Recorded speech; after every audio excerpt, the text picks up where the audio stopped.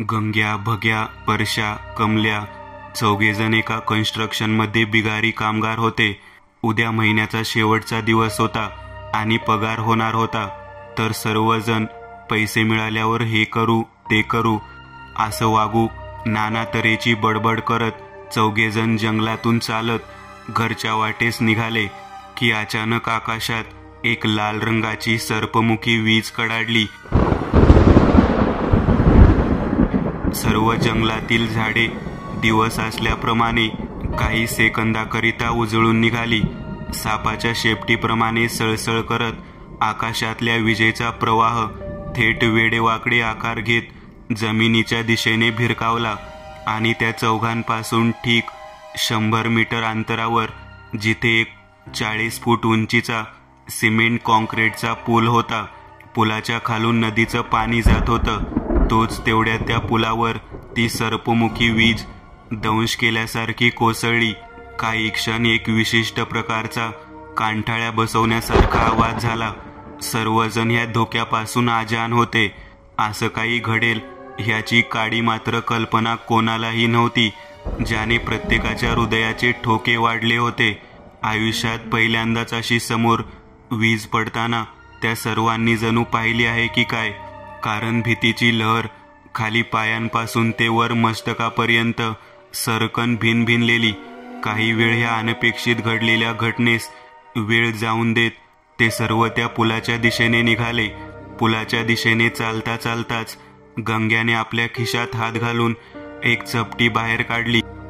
देशी दारूची बाटली.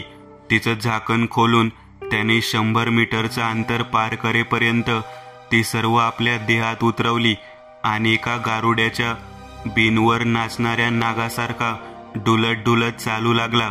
त्या सर्वांच्या नजरेआड चोरून त्यानेही दारू पिली होती. परंतु वारा जसं डोक्यात शिरू लागला तसं गंग्याची चाल बदलू लागली आणि त्याच्या ह्या बदललेल्या चालीस पाहून सर्वांना कळून चुकलं होतं. परंतु कोणीही एक शब्द सुद्धा उच्चारला नाही. काही वेळातच ते सर्वजण त्या पुलापाशी येऊन पोहोचले. तसं त्यांना तो दुर्घटनाग्रस्त पूल दिसला. 80-90 मीटर अंतरापर्यंतचा पूल होता तो. त्याच्या खालून एक नदी वाहत होती.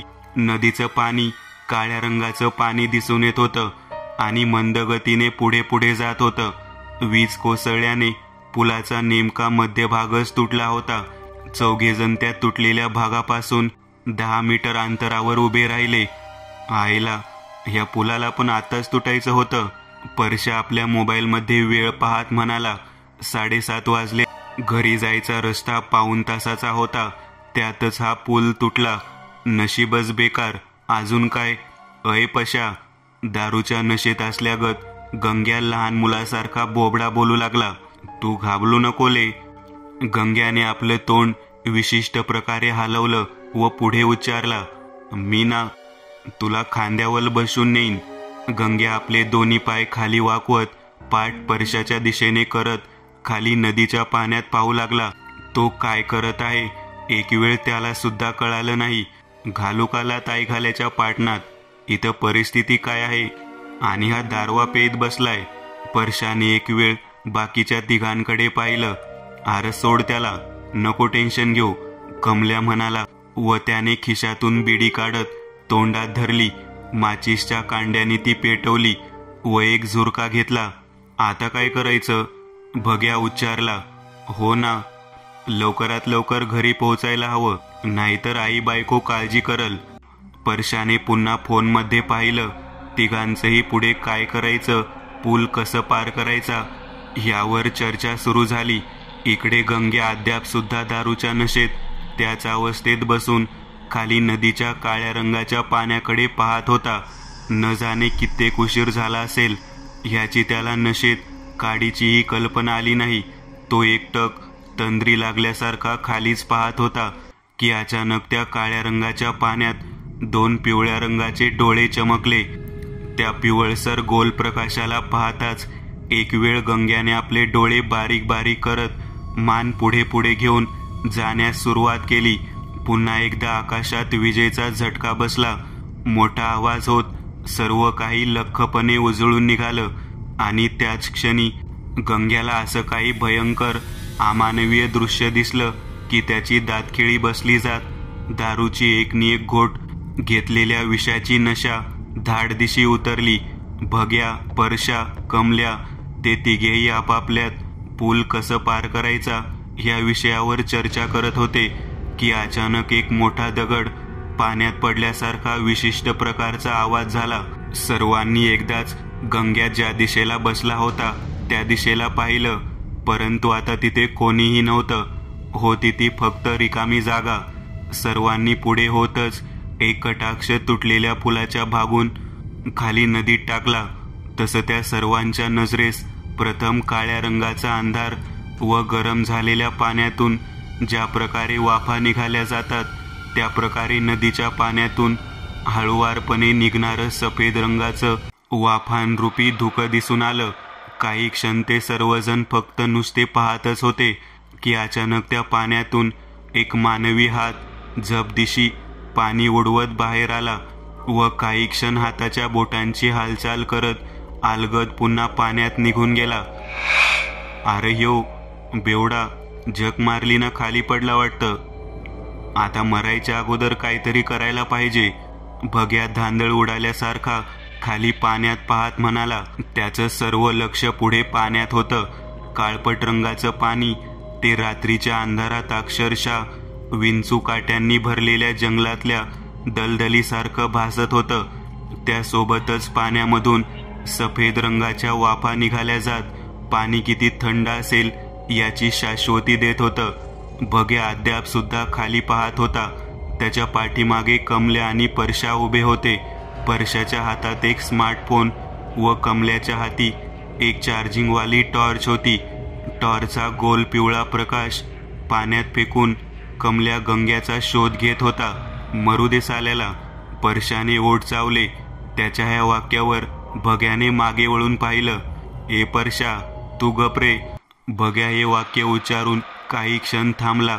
मग पुन्हा म्हणाला, तुम्ही थांबा इथंच, म्या उडी मारतो आणि शोधतो त्याला. असं म्हणतच जाड्या भग्याने पुलावरून शर्ट पॅन्ट कपड्यांसहितच 40 फुटांवरून पाण्यात खाली उडी घेतली. पाण्याचा विशिष्ट प्रकारचा आवाज झाला. हवेत पाणी उडालं गेलं. भग्याला आपल्या शरीरास पाण्याचा स्पर्श खूपच थंड जाणवला. अगदी हिमालयात असलेल्या बर्फाच्या पाण्यासारखा. काही क्षण त्याच्या पूर्ण शरीरावर थंड पाण्याचा स्पर्श पूर्ण अंग शहारून गेला होता. तरी सुद्धा भग्याने पाण्यात हातपाय हलवत आपला तोल सांभाळत आपल्या मित्र गंग्याला शोधण्यास सुरुवात केली. परंतु त्याचा थांगपत्ता काही केल्या लागत नव्हता. भग्याने हातपाय हलवत आपलं डोकं पाण्याबाहेर काढलं. काही क्षण गुदमरायला जे झालेलं त्याला तो कोणी मासा थोडी ना होता जो पाण्यात श्वास घेऊ शकत होता. भग्याने तोंडावाटे एक मोठा श्वास घेत तोंडात हवा कोंबली. त्यासरशी त्याचे गाल एका बेडकासारखे फुगले व पुन्हा तो पाण्यात निघून गेला. पुलावरून कमल्या, परशा दोघेही पाण्यात पाहत हातामध्ये टॉर्च पकडून टॉर्चचा प्रकाश पाण्यात फेकत होते. तो प्रकाश पाण्यात पडला जात त्या दोघांच्या आकृत्या पुलावर आहेत हे कळून दिसून येत होतं.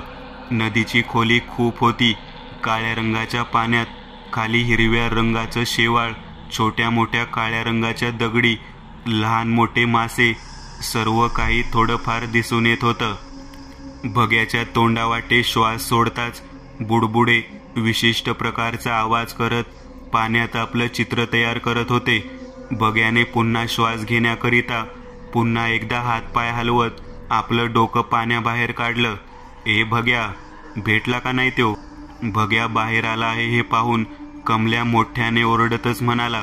भग्याने हलकेच वर पाहत डोळ्यांवरून हात फिरवत पापण्यांना लागलेले द्रवबिंदू पुसले व म्हणाला, अरे पाण्यात काय दिसत नाही हाय. माशांना कसं दिसतं काय माहीत. भग्याने एक विशिष्ट प्रकारची शिवी हासडली. ओय भग्या, थांब. परशाने आपल्या ह्या वाक्यासरशी स्वतःची पॅकची चेन खोलून आतमध्ये एक वॉटरप्रूफ हेड टॉर्च बाहेर काढली. ही घे म्हणतच त्याने ती पुलावरून थेट भग्याच्या दिशेने फेकली. भग्याने सुद्धा मग अचूक अंदाज घेत ती आपल्या हाती घेतली मग स्विच ऑन करत डोक्याला ती टॉर्च अडकवत तो पुन्हा पाण्यात निघून गेला. कपाळावर हेड टॉर्च बसून भग्या त्या टॉर्चच्या पिवळ्या प्रकाशात पाण्यात गंग्याचा शोध घेऊ लागला. टॉर्चच्या पिवळ्या प्रकाशात सर्व काही पहिल्यापेक्षा चांगलं दिसून येत होतं. टॉर्चचा वर्तुळाकार प्रकाशमय गोळा दूरपर्यंत पोहोचत आजूबाजूचं सर्व काही दृश्य नजरेस आणून देत होतं. पाण्यात कासवासारखा हातपाय हलवत भग्या आजूबाजूला गंग्याचा शोध घेत होता. अशातच भग्याच्या हेड टॉर्चचा प्रकाश एका मोठ्या काळ्या दगडावर जाऊन पडला. भग्याचं लक्ष सुद्धा त्या दगडाकडे गेलं. त्यासरशी त्याला त्या काळ्या दगडावर एक मोठा गुफेला असतो तसा होल दिसला आणि त्या होलमधून किंचित हिरव्या रंगाचा प्रकाश बाहेर येताना दिसला. ज्या प्रकारे काळ्या ढगांच्या आतून सूर्याची 1-2 प्रकाश किरणे विशिष्ट प्रकारे बाहेर निघतात, त्याच प्रकारे तो हिरवा प्रकाश त्या होलमधून बाहेर येत होता. भग्याने त्या हिरव्या प्रकाशाकडे पाहत नाकावाटे थोडी हवा सोडली. विशिष्ट आवाज होत बुडबुडे निघाले व भग्या हिरव्या रंगाच्या त्या प्रकाशाच्या दिशेने निघाला. रात्रीची थंडी अंगाला झोंबत होती. काळ्या कुट्ट रंगाचा काळोख मनात भीती उत्पन्न करत होता. जंगलातल्या झाडांवर बसलेले पक्षी टक लावून त्या विचित्र आकाराकडे पाहत बसलेले, तर काही त्यास पाहून आकाशात उडून जात होते. भलं मोठं चॉकलेटी रंगाचं फणा काढलेलं डोकं आणि त्यावर खवले पिवळे जर्द रंगाचे खुनशी डोळे, ज्याचा रंग सावजाला घाबरविण्याकरिता कधी हिरवा, लाल, पिवळं असं होत असे. 2 खवले असलेले हात, ज्यांना 2 पंजे असून धारधार नखं होती. सावजाचं शरीर फाडण्यासाठी ते उपयोगी होत असे. भली मोठी झाडाच्या लाकडासारखी काटे असलेली, कमरेपासून कितीतरी लांबपर्यंत वळवळणारी काटेरी शेपूट, ज्यात न जाणे कित्येक जण अडकली असावी, कारण त्या काट्यांची धार जराही कमी झालेली नव्हती. आणि असा हा सर्पपिशाच एका झाडामागून आपल्या पिवळ्या जर्द खुनशी डोळ्यांनी परशा, कमल्या दोघांच्या पाठमोऱ्या आकृतीकडे जिभल्या चाटत पाहत बसलेला. त्याला हवा असतं तर आता ह्या क्षणी सुद्धा तो त्या दोघांच्या शरीराचा एक हाड चावून खात बसला असता, परंतु सावजासोबत खेळ खेळून त्यास मारण्यात ह्या सर्पपिशाच्या प्रजातीला एक वेगळाच आनंद मिळायचा. म्हणूनच तो सर्पपिशाच असा झाडामागून त्या दोघांकडे विकृत खुनशी नजरेने पाहत बसलेला. परशाला राहून राहून असं वाटत होतं की कोणीतरी आहे जो आपल्याकडे या अंधारातून कशाचा तरी फायदा घेत लपून बसत आपल्याकडे पाहत आहे. परशाने एक वेळ कमल्याकडे पाहिलं. तो एकटक नदीच्या पाण्यात पाहत होता. जणू त्यास कसलीही जाणीव चाहूल लागली नव्हती. परशाने गिरकी घेत हाती असलेला टॉर्चचा पिवळा प्रकाश जंगलातल्या मागे असलेल्या झाडांवर फिरवला. पिवळ्या रंगाचा गोल प्रकाश तो एका पट्ट्यात प्रत्येक झाडांवर पडला जात त्या आजूबाजूचं सर्व काही नजरेस आणून देऊ लागलं की तोच एका झाडावर टॉर्चच्या प्रकाशात परशाला मानवी हात दिसला. त्यासरशी त्याने आपले दोन्ही डोळे छोटे करत एक पाऊल वाढवत आपला मोर्चा त्या झाडाच्या दिशेने वळवला. मनुष्याचं मन कसं चंचल असतं. जिथे जायला नको तिथे सुद्धा घेऊन जातं. जे करायला नको ते करून घेतं आणि मग धोक्यात फसतं. परशा एकूण 30-35 पावलं चालून झाल्यावर त्या झाडाजवळ पोहोचला. फक्त 10 पावलांवर त्या झाडाच्या मागच्या बाजूस कोण असेल हे दिसणार होतं, परंतु परशा ते 10 पाऊल चालणार होता का की पुन्हा आल्या पावलाने मागे फिरणार होता? परंतु त्याकरिता परशास धोका कळायला हवा नाही का? तो तर पुढील धोक्यापासून अनभिज्ञ आजान होता. त्याने आजूबाजूला शोधाशोध करून जंगलातल्या एका झाडाचं तुटलेलं लाकूड हाती घेतलं. जंगलातलं काही जनावर असेल तर बचावाकरिता एका फटक्यात त्या जनावरास तरी मारावं, नाहीतर आपण तरी मरावं असा विचार करून परशाने ते 10 पावलाचं अंतर एका बेडकासारख्या लांब उड्या मारत एक युटर्न घेत थेट तो लाकूड तीव्र वेगाने हवेतून चावला आणि पुढच्या क्षणी तीव्र वेगाने खाली न आणता मंद गतीने खाली आणला आणि एकटक आवासून समोर त्या झाडाजवळ चेहऱ्यावर दोन्ही हात ठेवून उभ्या असलेल्या त्या आदिवासी स्त्रीकडे पाहू लागला, कारण त्या स्त्रीच्या शरीरावर कपडेच त्या बरोबरीचे शोभेल असे होते. कपडे म्हणजे शरीरावर फक्त एक साडी गुंडाळलेली होती. त्या व्यतिरिक्त जर काही असेल तर तिचे शारीरिक सौंदर्य. इतक्या काळोखात त्या पिवळ्या रंगाच्या टॉर्चच्या उजेडात सुद्धा तिच्या गोऱ्यापान शरीराचं, मादक अवयवांचं दर्शन घडून येत परशाला तिच्याविषयी वासना निर्माण होऊ लागली, जी की डोळ्यात दिसून येत होती. कोण तुम्ही? आणि इतक्या रातच्याला या जंगलात काय करताय? परशाने हातातला लाकूड दूर झाडाझुडपात भिरकावला. हीच त्याची चुकी झाली. दोन्ही हात चेहऱ्यासमोर धरून बसलेल्या त्या स्त्रीने ह्या आवाजासरशी आपले दोन्ही हात चेहऱ्यासमोरून बाजूला सारले. तसे त्या स्त्रीच्या चेहऱ्याकडे परशा एकटक पाहू लागला. गोल गोरापान चेहरा, टपोरे डोळे, गुलाबी रंगाचे ओठ आणि त्या ओठांखाली एक काळा तीळ. अशा त्या रूपानं देखणी, सुपानं चिकनी एका कोवळ्या किशोरवयीन वयात आलेल्या मुलीला पाहून परशा वेडा झाला. अहो, म्या कामिनी, ह्या जंगलात एका वाडीत राहती. कामिनीचा आवाज अगदी मंत्रमुग्ध करणारा होता. त्यासोबतच 40-45 वय असलेल्या परशाला त्या किशोरवयीन मुलीने अहो म्हटलं, जे वाक्य ऐकून परशाला आपण जास्त वय नसून तरुण असल्यासारखं वाटलं व तो पुढे म्हणाला, अगं कामिनी, मग तू इथं जंगलात काय करते, ते बी इतक्या रातच्याला? परशाने आपला हात पुढे केला. त्या सरशी कामिनीने आपला गोरापान, कापसासारखा मऊ हात परशाच्या जाडजूड हातात दिला, ज्याकडे 1-2 सेकंद पाहून आपला अंगठा त्यावर फिरवत परशाने कामिनीला जोरात आपल्या दिशेने खेचलं. तशी कामिनी जोरात परशाच्या गळ्यात जाऊन पडली. त्या सरशी तिचे दोन्ही डोळे क्षणार्धात लाल विस्तवासारखे तापले. तोंडातून 2 भागात विभागलेली जीभ बाहेर आली. गोऱ्यापान चेहऱ्यावर काळ्याशार रंगाच्या खवल्या उमटू लागल्या. परशाला हे ठाऊक नव्हतं की आपण जिला मिठीत घेतलं आहे ती काही स्त्री नसून एक सर्पपिशाच आहे. आपला मृत्यू आहे. कामिनी रूपी सर्पपिशाच्याच्या चेहऱ्यावरचे खवले नाहीसे झाले. जणू परशाचा अंत इतक्यात निश्चित नव्हता. विस्तवासारखे चमकणारे डोळे पूर्वपदावर आले. चेहरा पहिल्यासारखा झाला. जीभ आत गेली. कामिनीने कशी तरी परशाची मिठी सोडून लाजतच कपाळावर आलेली एक केसांची बट हळूच बाजूला सारली व जमिनीकडे खाली पाहतच हसू लागली. तिचं ते हसू पाहून परशा पूर्ण वेडा झाला. भान हरपून बसला. अहो, काही माणसं माझ्या मागे लागली होती म्हणून मी असे या झाडामागे लपून बसले. कामिनी पुन्हा आपल्या गोड आवाजात म्हणाली. परशा फक्त तिच्या चेहऱ्याकडे पाहत बसलेला. त्याने तिच्या ह्या वाक्यावर कसलीही प्रतिक्रिया दिली नाही.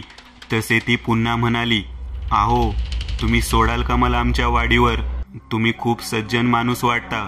कामिनीने असं म्हणतच परशाचा हात आपल्या हाती घेतला व त्याच्या डोळ्यात डोळे घालून पाहू लागली. परशाचा हात कामिनीने हाती घेतला. त्या सरशी त्याच्या मनात न जाणे किती उकळ्या फुटू लागल्या होत्या, त्या मी इथे सांगू शकत नाही. होय होय, म्या सोडतो की तुला, परशा पटकन म्हणाला.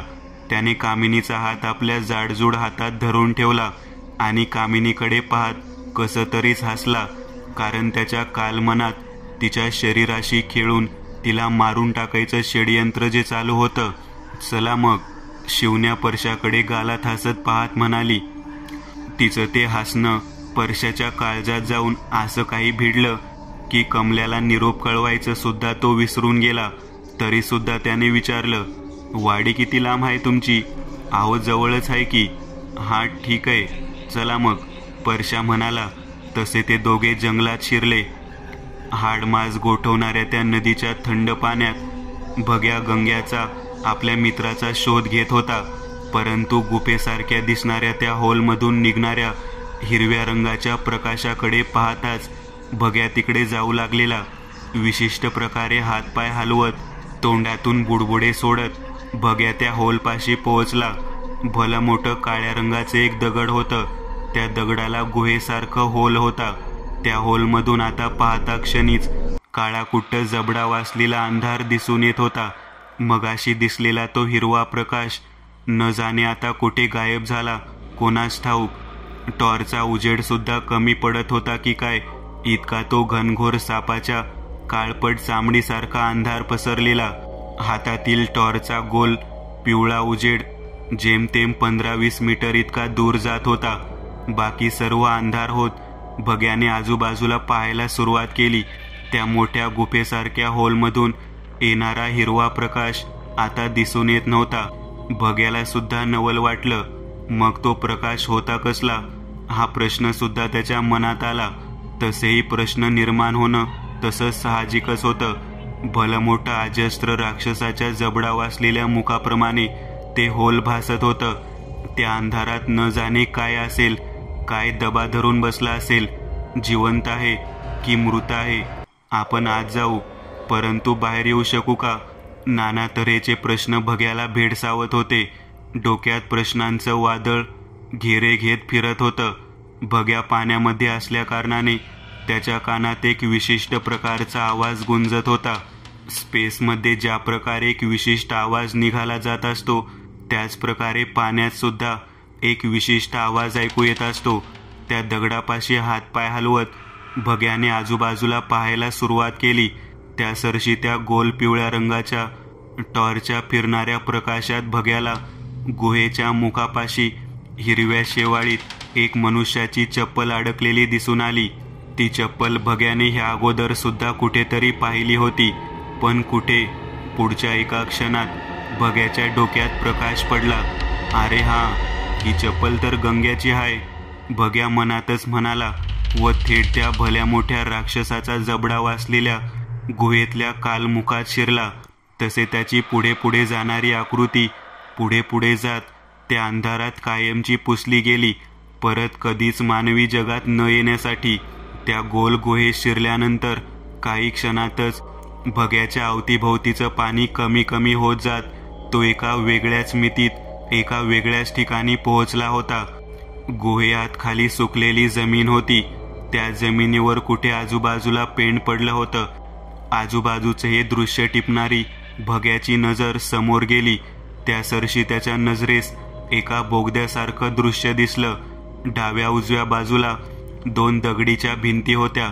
त्या भिंतीवर एक एक करत खूप साऱ्या मशाली अडकवलेल्या. त्या मशालींचा तांबडा प्रकाश काय तो खाली पसरला जात होता. हा बोगदा जेमतेम 80-90 मीटर अंतरापर्यंत पसरला होता, कारण मशालींची रांग तांबडा प्रकाश सुद्धा दूरदूरपर्यंत पसरला जात अंदाज बांधता येत होता. त्या तांबड्या रंगाचा प्रकाश पाहून असं भासत होतं की न जाणे कित्येक प्रेतरूपी स्मशान शांततेत चिता जळत आहेत, कारण त्या गुहेत सुद्धा तितकीच प्रखर शांतता पसरलेली. काडीचाही आवाज येत नव्हता. भग्याने एक वेळ मागे पाहिलं, तसे त्याच्या नजरेस 15-20 मीटर अंतरावर काळ्या रंगाचं नदीचं पाणी दिसलं. त्याने मागे वळून ह्या अर्थी पाहिलेलं की निघून जावं ह्या जागेतून. हे काहीतरी वेगळं आहे, मानवाच्या आकलन क्षमतेच्या पलीकडचं आहे. नाहीतर ह्या पाण्याखाली भलं कोण राहत असेल? ह्या इतक्या सर्व मशाली कोणी भिंतीवर लावल्या असतील? कोण राहत असेल ह्या गुहेत? भग्याच्या मानवी मनात प्रश्नांच्या लाटा उसळू लागल्या. एक वेळ तर त्याला आपल्या आजीने लहानपणी सांगितलेली सर्पपिशाच्याची गोष्ट सुद्धा आठवली की सर्पपिशाच समुद्रात खोलवर नदीच्या पाण्यात गुहेत राहतात.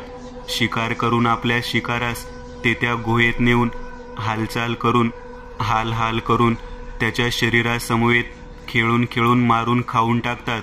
त्यांच्या गुहेत मानवाची, प्राण्यांची ढिगनी ढिगं हाडं पडून असतात. त्यांची काया मानवाच्या शरीरापेक्षा कित्येक तरी फूट मोठी असते. सर्पपिशाच्याचं रूप सामान्य सर्पापेक्षा कित्येक तरी पटीने आगळं वेगळं क्रूर असतं. त्यांच्याकडे मायावी शक्ती असते, ज्याने ते काहीही अमानवीय रूप धारण करू शकतात. काही बाई न समजण्यापलीकडचे चमत्कार करू शकतात. अरे बापरे, ही त्या सैतानी सर्पपिशाच्याची गुहा तर नाही ना? भग्याने आपल्या स्वतःलाच प्रश्न केला व आजूबाजूचं निरीक्षण करत पुन्हा म्हणाला, नाही, तसलं काय बी नसल. जग कुठं पोहोचलंय आणि म्या काय विचार करतो? भग्याने आपल्या मुखातून एक हास्य सोडत हे वाक्य उद्गारत आपल्या घाबरलेल्या भेदरलेल्या मनास वाईट विचार येणाऱ्या मेंदूस बळ देण्याचं ठरवलं. मग एक एक पाऊल वाढवत तो हळूच आजूबाजूला कानोसा घेऊन मशालींच्या तांबड्या प्रकाशात पुढे पुढे सरकू लागला. त्याच्या प्रत्येक पुढे पुढे सरकणाऱ्या पावलांचा आवाज त्या दोन भिंतीवर आपटला जात चारही दिशेना गुंजत होता. नाकातोंडावाटे आत बाहेर जाणाऱ्या श्वासांचा आवाज कानी पडला जात होता. कानसुळ्या न जाणे का, परंतु गरम झाल्या जात कान टवकारले गेले होते. भग्या कोणताही धोका पत्करू शकत नव्हता, कारण तो सावध झालेला हेच ते चिन्ह होते. परंतु धोका कसला होता? धोका होता तरी काय की इतकी सावधगिरी आपण उराशी बाळगत आहोत? भग्याच्या सुद्धा मनात विचार येऊन गेला, परंतु त्या प्रश्नाचा अर्थ निर्विकरण होत नव्हतं. कधीही न वाटलेली अनुभवलेली भीती आज इतकी वर उफाळून आली गेलेली की हातपाय अक्षरशः थरथर कापत होते. तांबड्या रंगाच्या दूरदूरपर्यंत पसरलेल्या त्या मशालींची रांग पाहून एक वेगळीच भीती मनात निर्माण होत होती. ती भीती भग्या अनुभवत होता. भग्या घशातून हळुवारपणे आवाज काढावा तसे कोणीतरी भग्याचे नाव हाक मारली आणि त्या दोन भिंतींमधून तो आवाज मशालींच्या तांबड्या उजेडात सरळ रेषेत भग्याच्या दिशेने येत त्याच्या सावधगिरी बाळगून असलेल्या पवित्र्याने तो आवाज बरोबर हेरला. परंतु त्या आवाजातला प्रकार मात्र त्यास ओळखू आला नाही. साध हाक घातलेला आवाज वेगळा होता, काहीतरी विलक्षण होतं. कोण आहे र? भग्याने हे वाक्य उच्चारत आजूबाजूला पाहत एक कटाक्ष थेट पुढे शेवटची मशाल जिथे जळत होती तिथे टाकलं. त्या सरशी त्याच्या नजरेस एक आकृती दिसून आली. भग्याने त्या आकृतीकडे पाहत आपले दोन्ही डोळे छोटे केले व दुसऱ्या क्षणाला त्याचे डोळे पुन्हा एकदम प्रथमदर्शनी होऊन जात तोंडातून एक वाक्य निघालं, गंग्या. काही क्षण तो हे वाक्य उच्चारून पुतळ्यासारखं उभं राहत नुसतंच गंग्याच्या आकृतीकडे पाहत राहिला. मशालींच्या तांबड्या प्रकाशात गंग्याची आकृती डोळ्यांनी नीट दिसून येत नव्हती, कारण गंग्या आणि भंग्याचं अंतर जेमतेम 70-80 मीटर दूर होतं. परंतु एक मात्र नक्की होतं, गंग्याचे हात खांद्यापासून ते कमरेपर्यंत सैल सोडले गेलेले. डोळ्यात शून्याचे भाव होते.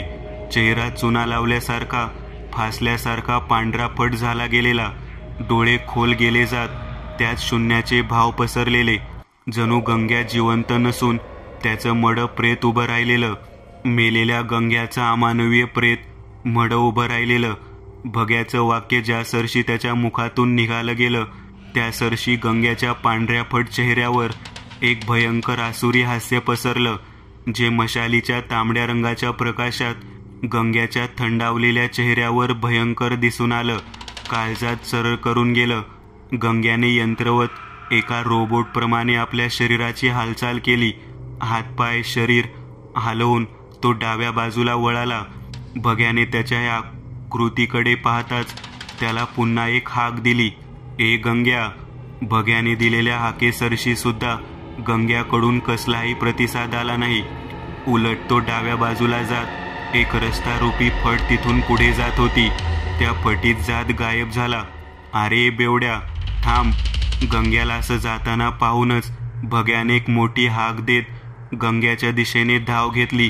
काही वेळातच भग्या तिथे पोहोचला सुद्धा. गंग्या ज्या दिशेला निघून गेला त्या दिशेला भग्याने कटाक्ष टाकला. त्या सरशी त्याच्या नजरेस डाव्या बाजूस एक फट दिसून आली, जी की अंधारमय भासून येत होती. भग्याने भिंतीवरची एक मशाल काढून आपल्या हाती घेतली व त्या फटीसमोर धरत तांबड्या प्रकाशात आपले दोन्ही पाऊल वाढवले. आत प्रवेश करताच भग्याच्या डोळ्यांना काही क्षण काहीही दिसून आलं नाही. मशाली तांबडा प्रकाश सुद्धा त्या काळोखासमोर फिका वाटत होता. इतका अंधार होता आजूबाजूला. 10-12 पावलं चालून झाली असतील की अचानक भग्याचं पाऊल कशावर तरी पडलं गेलं. पाऊल पडता क्षणीच विशिष्ट प्रकारचा हाड तुटावं असा आवाज झाला. तो आवाज त्या अंधारात गुंजला जात भग्याच्या कानांवर पडता क्षणीच त्याने हातातील मशाल हळूच खाली पाण्याच्या दिशेने घ्यायला सुरुवात केली आणि पुढच्या क्षणाला त्याच्या डोळ्यांसमोर एक थरारक दृश्य दिसलं. शरीरास थंडीचा स्पर्श जाणवू लागला. डोळे खोबणीतून बाहेर यावे इतके मोठे झाले.